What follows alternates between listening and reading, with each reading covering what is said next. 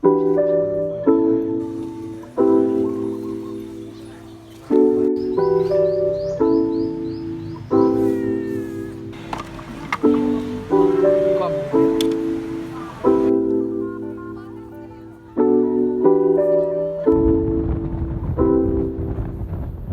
บไม่เหมือนอะ ถือ ขอรองเท้าด้วยดิ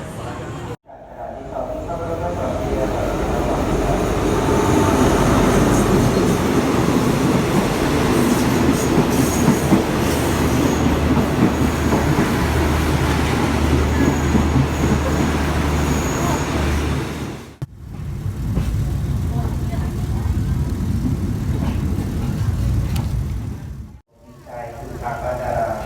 เป็นสถานีต่อไปตามลำดับกัน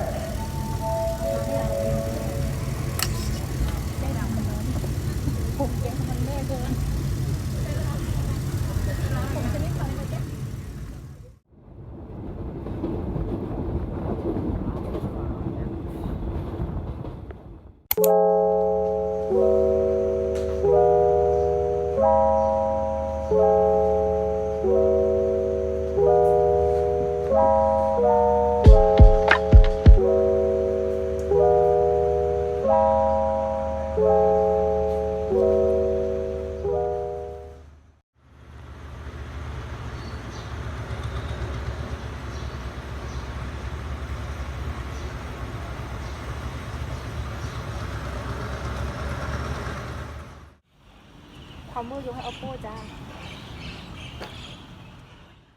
ทางนี้ตลอดมาทางนี้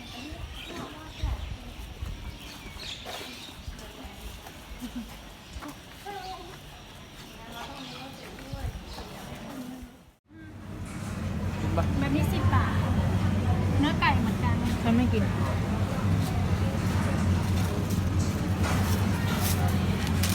เอาต้องแล้วก็เอาข้าวเหนียวครับ ข้าวเหนียวสมุกแต่ก็มีค่ะ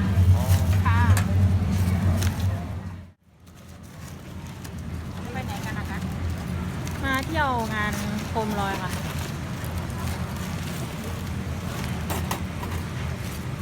ไปด้วยกันเลยเนาะ ค่ะ 30 บาท ปลาแดงมีอยู่ไหม เอาทำไมอะนะ ตัว 10 ตัวเหรอ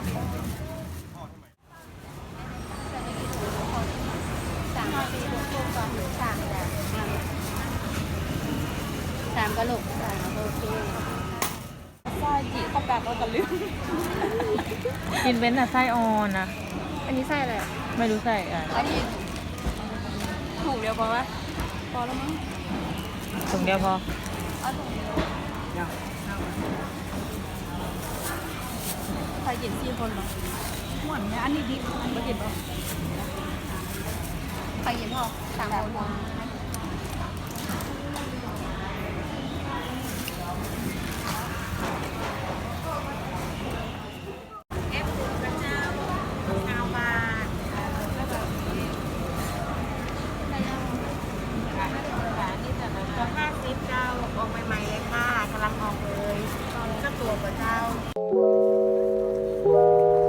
โอ้ยตอนนี้รอรถมา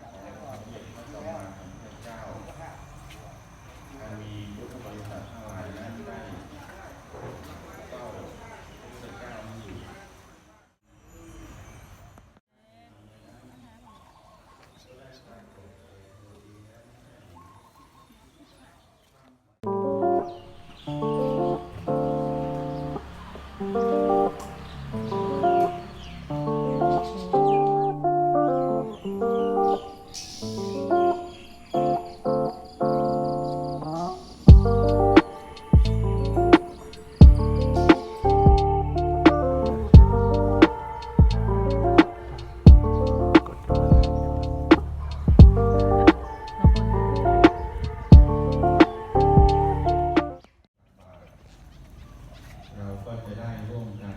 ถวายผ้าจำนำพรรษาแก่พระภิกษุและสามเณรของที่เกิดขึ้นในสมัยที่องค์สมเด็จพระสัมมาสัมพุทธเจ้านั้น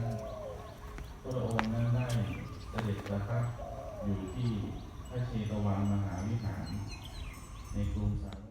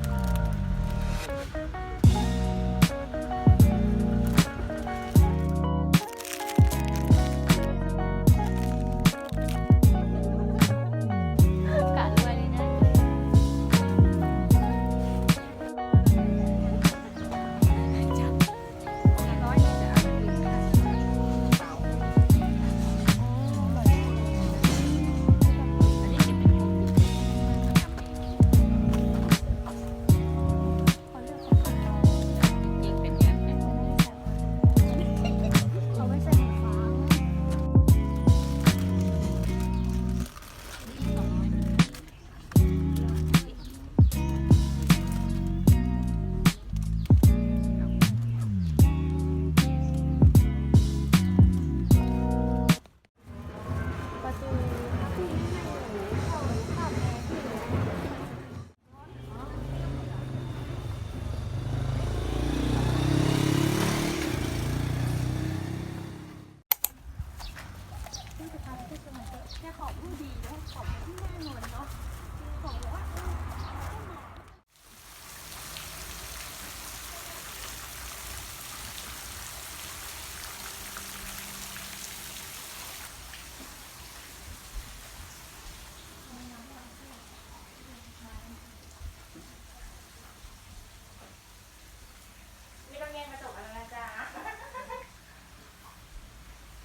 ยิ้มดิดูจะถ่ายรูปถ่ายไม่อยากติดป้ายกันหนิ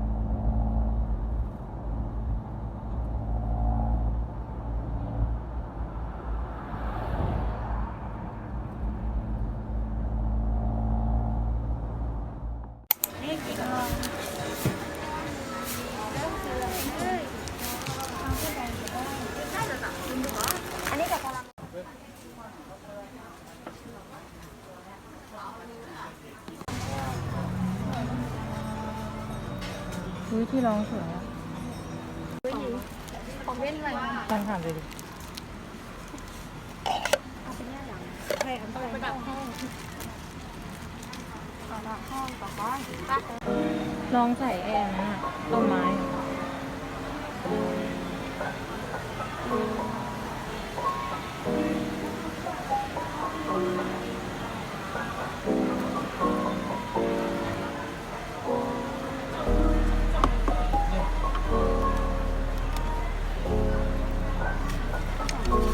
เก้าเนี่ย นี่ช่วยน่ารักมากเลย คว่ำอยู่ตรงนี้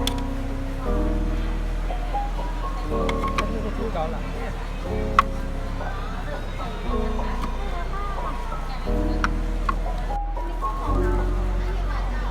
อันนี้ขายเดี๋ยว59ค่ะส่งไป100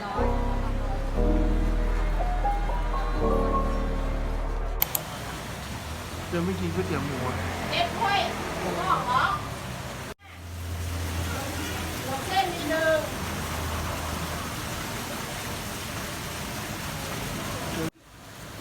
ไม่จดยังไม่ได้จดข้าวแม่ร้านนี่เป็นร้านอะไรนะ